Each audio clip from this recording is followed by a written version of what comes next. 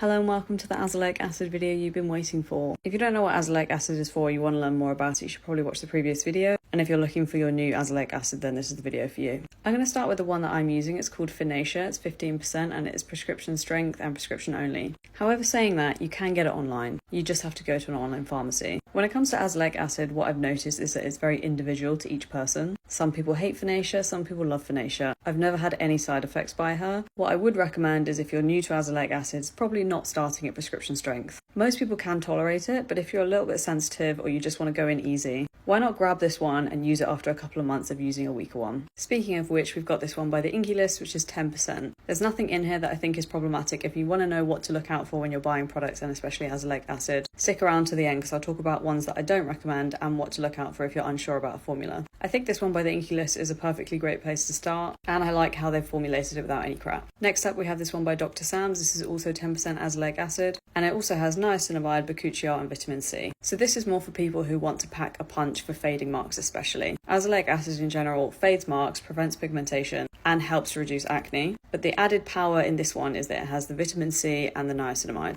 and the bakuchiol. So all in all, this one has the same percentage strength of azelaic acid, but it also has other ingredients that will help fade marks. And for that reason, it is obviously quite a lot more expensive at £46. Next up, we've got this one from Boots, which is the cheapest of the lot. I like how they formulated it without any crap, but they haven't said the percentage strength of the azelaic acid. So on that basis, I'd probably recommend the Inky List if you're on a budget. At least that way you know what you're getting, and if anyone knows the strength of this, then please comment below and correct me. Next up, we have this Paula's Choice one, which is an absolute fan favourite. It wouldn't be for me because it has salicylic acid in it too, so if you have oily skin, this might be fantastic for you. Because I have dry skin, I've always found that salicylic acid just dries my skin out. Doesn't really matter how it's formulated or however I use it, makes my skin dry and flaky and red and irritated. So oily skin people, try this one out. Dry skin people, maybe try one of the others. Now we can talk about ones that I wouldn't recommend and also what to look out for. This one in particular, I have actually used it before and I didn't like the consistency. I found it was kind of like lumpy and grainy. And that's the same that I found with the Ordinaries one. I found it was lumpy and grainy. However, some people have said that it might have been reformulated because the one that they're using recently is smooth. I can't speak on that behalf, but this one in particular I didn't really like. Also in general, Phase Theory, not a big fan. They tend to just add shitloads of actives and make things really complicated and